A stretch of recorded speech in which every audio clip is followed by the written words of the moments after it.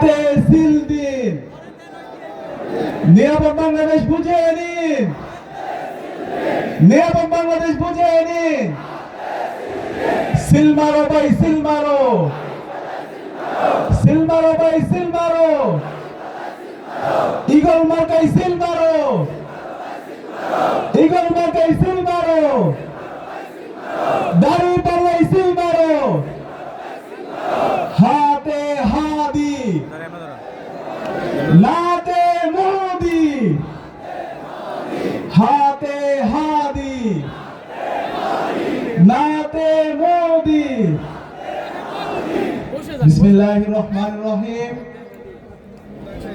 ঐক্যবদ্ধ বাংলাদেশ জোটের আয়োজনে আজকের বিশাল গণজমায়েত উপস্থিত ফেনীর 3 আসনের সম্মানিত ক্যান্ডিডেট বিন্দু, ফেনী 1 আসনের মাটি ও মানুষের নেতা, জুলাই বিপ্লবের অন্যতম অগ্রনায়ক ডক্টর এস.এম. কামাল উদ্দিন, ফেনী 2 আসনের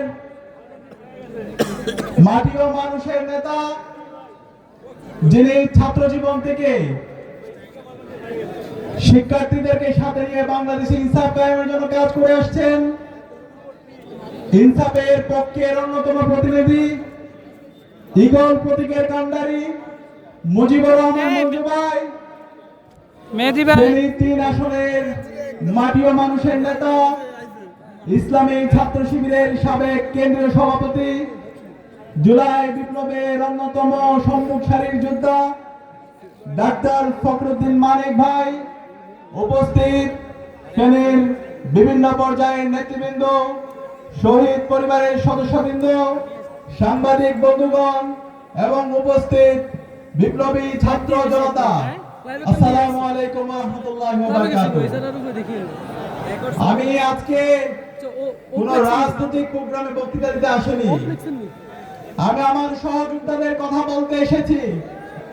গত 16 বছরে বাংলাদেশে যে ফ্যাসিবাদ ছিল, গত 16 বছরে বাংলাদেশে গুম খুন আয়নাগরের মাধ্যমে বাংলাদেশকে যে একটি ব্যর্থ রাষ্ট্রে পরিণত করেছিল, সেই ফ্যাসিবাদের বিরুদ্ধে গত 16 বছরে যে মানুষগুলো সামনে থেকে এবং নেপথ্য থেকে আন্দোলন করেছেন এবং সর্বশেষ জুলাই বিপ্লবে নেপথ্যে থেকে এবং সামনে থেকে যেই মানুষরা নেতৃত্ব দিয়েছেন, সেই সহযোদ্ধাদের কথা আমি বলতে এসেছি।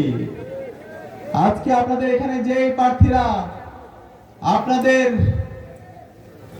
নেতৃত্ব দিচ্ছেন, তারা শুধুমাত্র ফেনীর নেতা না।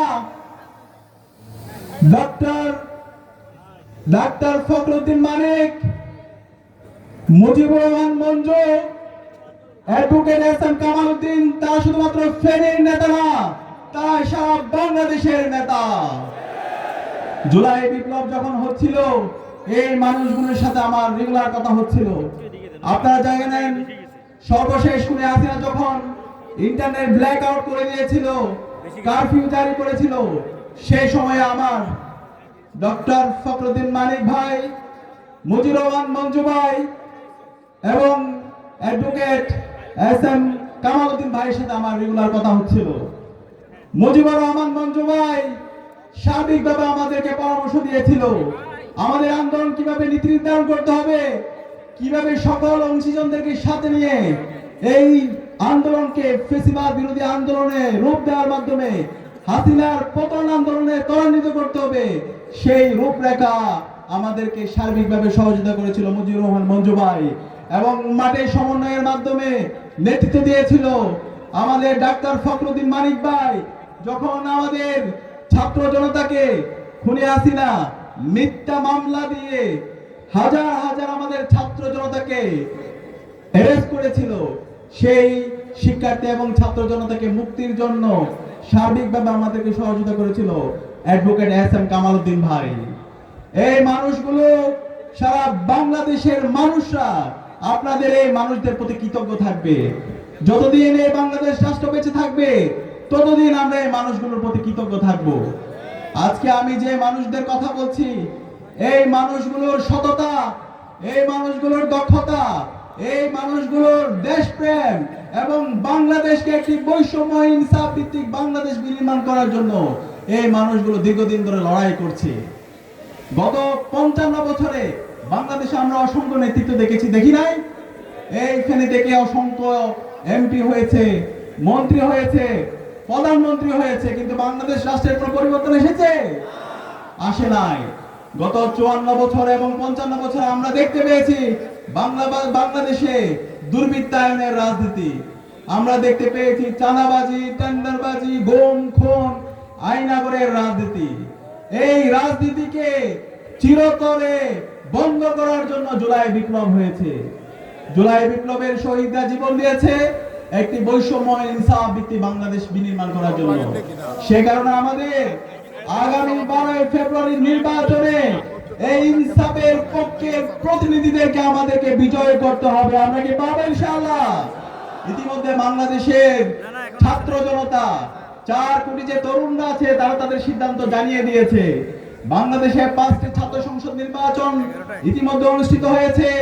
ডাকসু, জাকসু, চাকসু, রাকসু, জকসু। এই ছাত্র সংসদ নির্বাচনে কারা নির্বাচিত হয়েছে?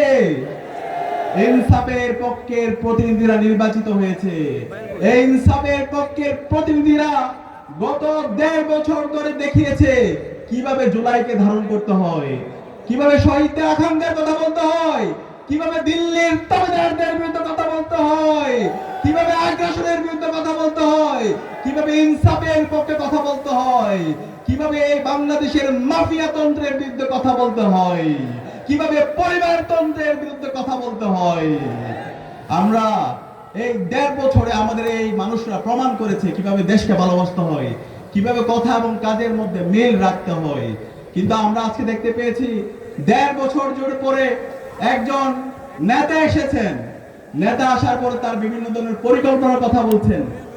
1.5 বছর ধরে আমরা দেখতে পেয়েছি জুলাই বিপ্লব পরবর্তী ওই দল সেই আগের কায়দার রাজনীতি তারা করছে, সেই দুর্বৃত্তায়নের রাজনীতি তারা করছে, সেই চাঁদাবাজি, টেন্ডারবাজি, গুম খুনের সেই ফেসিবাদী কাঠামোর রাজনীতি তারা করছে। তাদের মধ্যে কোনো সংস্কার নেই।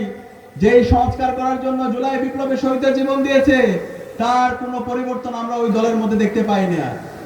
আমরা দেখতে পেয়েছি ওই দল নিজেদের মধ্যে অন্তর্কুন্দলে তারা ডাবল সেঞ্চুরি করেছে। যেই দল নিজেদের দলের নেতা কর্মীদেরকে অন্তর্কুন্দলে মেরে ফেলে সেই দলের হাতে কিভাবে একটা রাষ্ট্র নিরাপদ হতে পারে?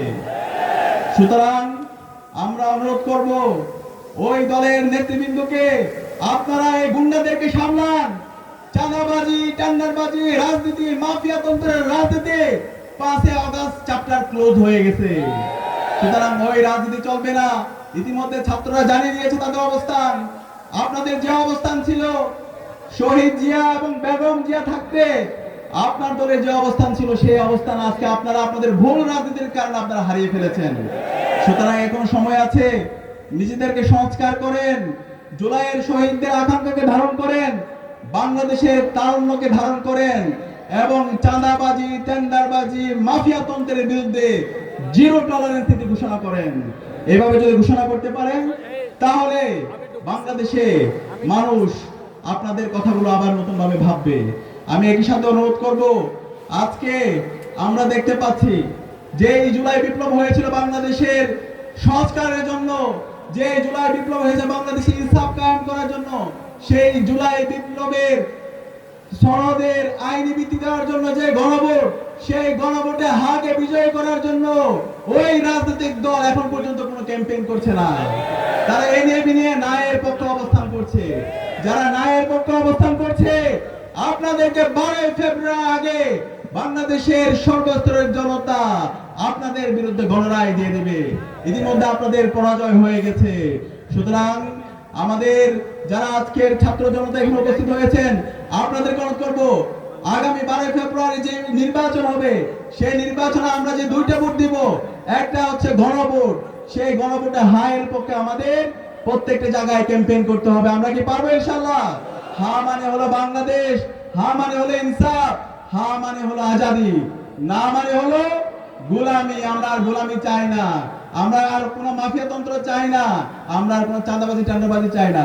একই সাথে এই হায়ের সাথে আমাদের দাঁড়িপাল্লার পক্ষে আমাদের ক্যাম্পেইন করতে হবে, আমাদের ইগলের পক্ষে ক্যাম্পেইন করতে হবে, আমাদের শাপলাকলির পক্ষে ক্যাম্পেইন করতে হবে, আমাদের 11 দলীয় জোটের যে প্রার্থীরা আছে তাদের পক্ষে ক্যাম্পেইন করে বাংলাদেশে ইনসাফের পক্ষে আমাদের যারা প্রতিনিধিরা আছে আগামী 12 ফেব্রুয়ারি ভূমিদয় বিজয়ের মাধ্যমে ইনসাফের প্রতিনিধিদেরকে বিজয় করে নিয়ে এসে ডাক্তার শফিকুর রহমানকে রাষ্ট্রনায়ক বানানোর মাধ্যমে বাংলাদেশের গত 55 বছরে যে বঞ্চনা তৈরি হয়েছে, যে জুলুমতন্ত্র তৈরি হয়েছে, যে মাফিয়াতন্ত্র তৈরি হয়েছে তার পাওয়ার প্রচার করতে হবে। আমরা কি পারবো ইনশাআল্লাহ? ইনশাআল্লাহ। ইনকিলাব জিন্দাবাদ।